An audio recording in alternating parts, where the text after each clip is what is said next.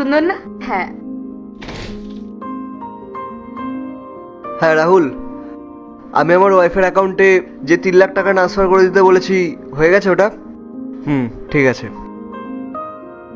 পায়েল, একবার নিজের ফোনটা চেক করো আর ব্যাংক ডিটেলসটা চেক করে নিও 3 লাখ টাকা এসেছে কিনা। আচ্ছা ঠিক আছে, আমি দেখছি। হ্যাঁ, এসে গেছে। ঠিক আছে, তোমার যা যা শপিং করার করে নিও। ওই কি নেবে বলছিলে, স্কুটি আর আইফোন? নিয়ে নিও। ঠিক আছে, আমি আসছি। রোহন শোনো, তুমি এখনই তো আসলে, আবার কোথায় যাচ্ছ? আমার না আর্জেন্ট একটা মিটিং আছে, বেরোতে হবে। আমি এসে কথা বলছি, ঠিক আছে?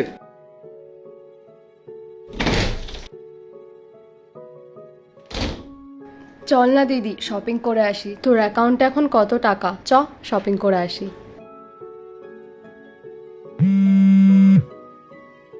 হ্যালো। হ্যাঁ mister Rohan, good evening sir. শোনো, দুবাইতে একটা মিটিং আছে আর্জেন্ট, তোমায় যেতে হবে। 1 সপ্তাহের জন্য? Okay sir. হ্যাঁ স্যার, আমি রেডি।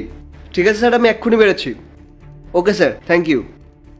রোহন তুমি কোথায় যাবে? এখনই তো আসলে। পায়েল, তুমি তো শুনলেই আমাকে দুবাই যেতে হবে। আর স্যার আজকে রাত্রেই ফ্লাইট বুক করেছেন, আমাকে এক্ষুনি বেরোতে হবে। কিন্তু রোহন, খাবারটা তো খেয়ে যাও। পায়েল, আমি এয়ারপোর্টে গিয়ে খেয়ে নেবো। আর এখন না বেরোলে ফ্লাইট মিস হয়ে যাবে। কিন্তু রোহন। পায়েল, আমি জানি তোমার কিছু লাগবে। আমি তোমার সব ইচ্ছা পূরণ করব। আর তোমার যা যা লাগবে না, তুমি আমাকে ডিএম করে দিও, আমি দুবাই থেকে তোমার জন্য নিয়ে আসবো। কিন্তু এখন আমি যাচ্ছি, আই এম গেটিং লেট। কিন্তু রোহন, আমার কথাটা তো শোনো। পায়েল প্লিজ, যেতে দাও আমাকে, লেট হয়ে যাচ্ছে আমার। তুমি কি বোঝো না নাকি?